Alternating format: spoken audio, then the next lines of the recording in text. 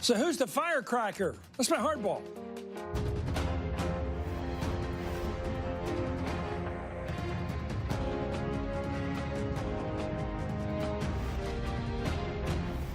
Good evening, I'm Chris Matthews in Washington. It's July 4th, 2018, but the battle for 2020 has already begun. Democratic hopefuls are raising money, visiting key states, and most important, honing their message to take on Donald Trump. At issue, whose vision for the Democratic Party will emerge? Will it be a party of the left, of Bernie Sanders and his open talk of revolution, or a party that tries to appeal to moderates, people left in the political wilderness by the rise of Donald Trump's GOP? Well, this November's fight for the control of House and the Senate is really a clash about whether or not Trump should be contained. But 2020's presidential race promises to be far more important. At stake, the makeup of the Supreme Court, the U.S. role in the world, and the future of our democratic institutions. Over the next hour, we'll explore the dynamics already at play, 2 years out from the debates, the barnstorming, the conventions.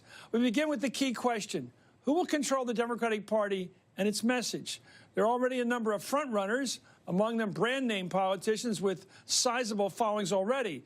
Senators Bernie Sanders and Elizabeth Warren and former Vice President Joe Biden. Then there are the up-and-comers, politicians hoping to emerge as the fresh-faced alternative, akin to Barack Obama in 2008. People like Senators Kamala Harris, Cory Booker, and Kirsten Gillibrand of New York. A third category of hopefuls, people fighting from outside the Beltway, governors and even mayors who will argue they are unencumbered by Washington baggage. Join me now for the hour, Charlie Cook, editor and publisher of the Cook Political Report. Republican strategist Susan Del Percio, Jason Johnson, politics editor for The Root, and Heidi Przybyla, national political correspondent for NBC. I want to start with Charlie, and I guess if it's fair, because nobody's going to like to hear this, but somebody's got to make the judgment. Say you're the great mentioner. Who are the people really being mentioned for president now on the short list? Well, I think being mentioned more than any other is Joe Biden. Does he run or not? Is he too old or not? But, I'm a little more skeptical about Bernie Sanders, but I think Elizabeth Warren clearly seems to be out there likely to go. I think Kirsten Gillibrand and Kamala Harris are both... they're top tier. Yeah, I think I'd be surprised if they didn't run. Look at these ages, by the way, Susan. Senator Sanders will be 79. Election day 2020, which is old even by Ronald Reagan standards. I mean, pretty old. Joe Biden, that month, that November of 2020, he's 78. And even young spring chickens like John Kerry are 77. I mean, these guys, Elizabeth Warren, not even in the running, she's 71. I mean, one of the things that was so surprising about Donald Trump was, at his age, he was able to be so active on the campaign trail. Everyone thought he would never be able to keep up the pace that he started out with, and he did. And actually, he never stopped. But he's peripatetic. But what's also interesting about the people that you mentioned, and even some in the introduction, is that it's how used are they to running in the old setting versus in a Trump environment, social media, the attacks, the visceral. The folks that we've talked about for the most part so far are people who run traditional campaigns. Can they break out of the mold of this is how you do something in order to run against Donald Trump? Who do you think are the front runners? Right. I would put Cory Booker, actually. I think he will be someone who will be... Because he's going to run. Because he's going to run, and I think he will be probably one of the most nimble people. We've seen him on social media. We've seen him how to adapt that way. Go ahead. Jason. McAuliffe, Joe Biden. Those are the only real candidates that Democrats have if they're going to run against Donald Trump in 2020. This is a crucial election. We have seen what has happened in this country and how conversations and narratives have been transformed with him only being in office for 18 months.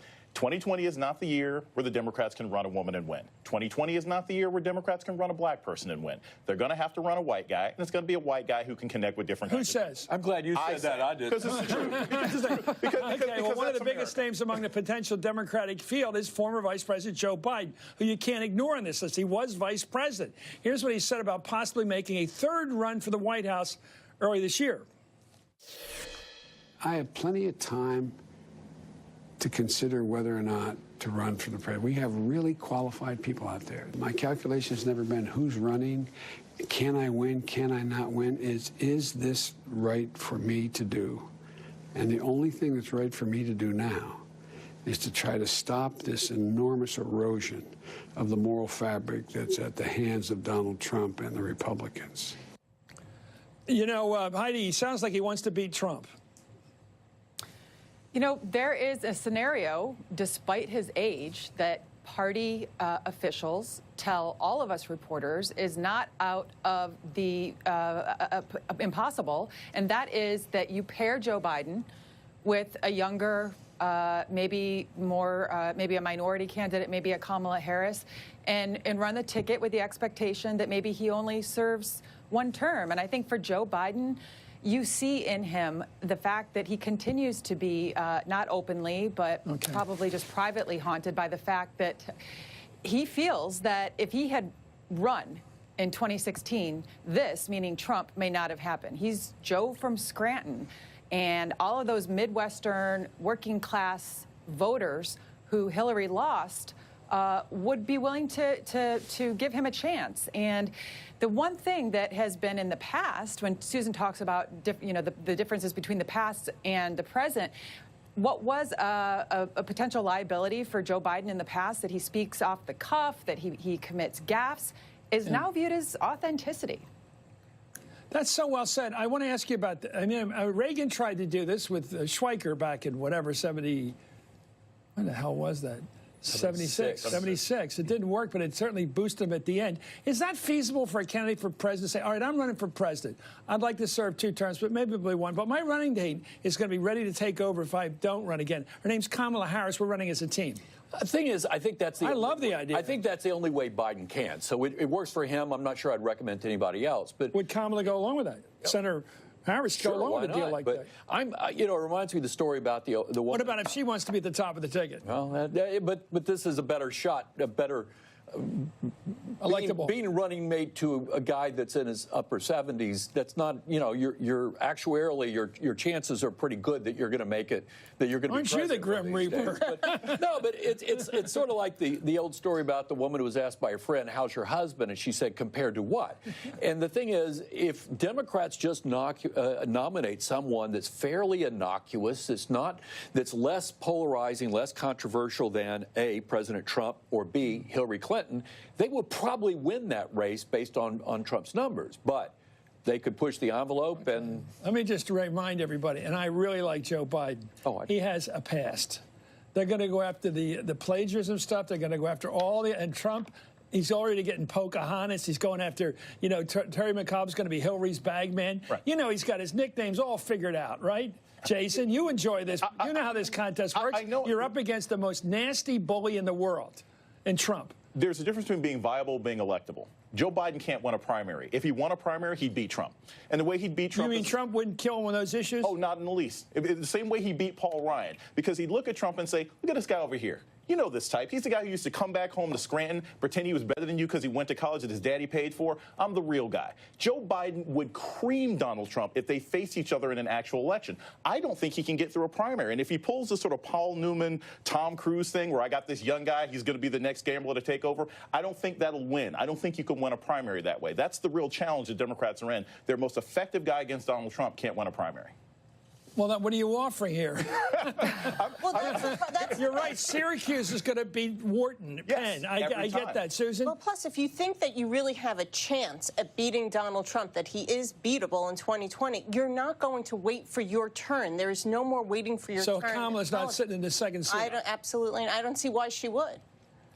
Well, here's the question, and I want to go back to this again. I only say to people, and they say, who are the Democrats going to run this year? As if there's a group that meets and says who's going to run. Charlie, we know this. You don't pick the president. We don't pick the president. They pick themselves. As Mitch McConnell said, I have an entire caucus of class presidents. These guys, mostly guys, have been running for office since they hit college or high school. They've been running for class president, student body president. Clinton's just a typical one. They're all like that. They all are going to run for president. Amy Klobuchar's going to probably jump in this thing. They want it. Kirsten Gillibrand doesn't need anybody else but Kirsten Gillibrand for her to run. Well, and that's how it works. And now it's also the way you can raise money. You don't have to have such a big, massive support structure behind you. You can really make it how happen. self-indulgent do Democrats want to be? Do they really want to beat President Trump, or do they want to do what feels good? And I think it comes down to that. which years do parties tend to go for the feel-good alternative? When they just give up and they can't beat the incumbent? Or when? Because, I mean, McGovern was feel-good. Goldwater was feel-good. It hasn't happened in a while. You have to look at kind of 2012, where we had a bunch of clown car Republicans, I think, who ran because they didn't think they could beat Barack Obama. A lot of this will have to do with how 2012 looks. If Trump really looks weak, and this is the thing, this is why it may sound gloom and doom, but this is the most important thing to the Democrats, and it's not necessarily who runs. Yeah. What do they do about voting rights? What do they do about some of these bills and things? If they don't do something structurally about voting opportunities, it doesn't matter who they run. Okay, let me tell you something about Bernie Sanders. I think Bernie's probably thinking, and Jeff Weaver, his guy, is thinking, you know, we may not win. Our guy may be too old. But if there's ever in history a chance for a person of the socialist background that this guy identifies with to win the presidential, it's running against a very, in many ways, awful opponent, Donald Trump, for a Democratic point of view. His wife will be behind. His wife is a big component in pushing him forward towards it. She really wants him to run. Well, as a long-rumored 2020 hopeful, Senator Elizabeth Warren of Massachusetts certainly sounded like a candidate in her address at the Nevada Democratic Party convention last month. Let's listen to Senator Warren. We're fighting for women, and that means electing more women, putting more women in positions of power, from committee rooms to boardrooms to that really nice oval-shaped room at 1600 Pennsylvania Avenue. What do you think? Make no mistake, none of this is going to be easy. We will face obstacles together, and no matter what is thrown in our way, we will persist. So, I hope you're ready to fight uphill for as long as it takes, because I'm going up that hill and I need you with me all the way. Wow. Heidi, I think we just heard the opening sound of Elizabeth Warren running for the Democratic nomination in the Iowa caucuses, where I think that message will be resounding. Your thoughts? Maybe. Maybe not. Sounds a lot like she did in 2016 when, Chris, you and I sat on the set and speculated, you know, had the same speculation. I think it comes down to is it's either Bernie or Elizabeth Warren, not both. I think if Bernie runs, I don't think she'll run. I think she'll be someone who goes out and fires up crowds. She loves to give those stump speeches, but it is a little kept secret that she doesn't actually enjoy a lot of the other semantics of campaigning. She doesn't love the push and pull with the media, and I just don't think that she'll do it if Bernie Sanders runs. Well, then who decides? Does Bernie jump in the day after these elections in November? He gets the head start on her? Is that how it works? And then she's out of the action, or does she jump in first? Chris, Bernie's doing nothing to tamp down speculation. As a matter of fact, he's making a lot of trips to key states. He had his guy Jeff Weaver in on the DNC meetings, trying to make sure that whatever rule changes are made are equitable and that he puts his stamp on them. And most importantly, he's trying to move a little bit beyond his pet issues, right? So one of the criticisms of Bernie in 2016 was that he had the same message, was just, you know, beating up on the billionaires and the millionaires. Well, he's had the same message since 1945, probably. But the question is, I think I disagree with you. I think if Bernie, with his tremendously zealous following, he can jump into this election so late in the game, and they'll be there waiting for him. I think Elizabeth Warren will eat his lunch. You think so? She's the real deal, and with an age that makes more sense. I would watch. Well, here we go. Elizabeth Warren, the youngster, against the other guy. They're all in their 70s. We'll be coming back in a moment. Plus, coming up, some Democrats looking for a wild card pick.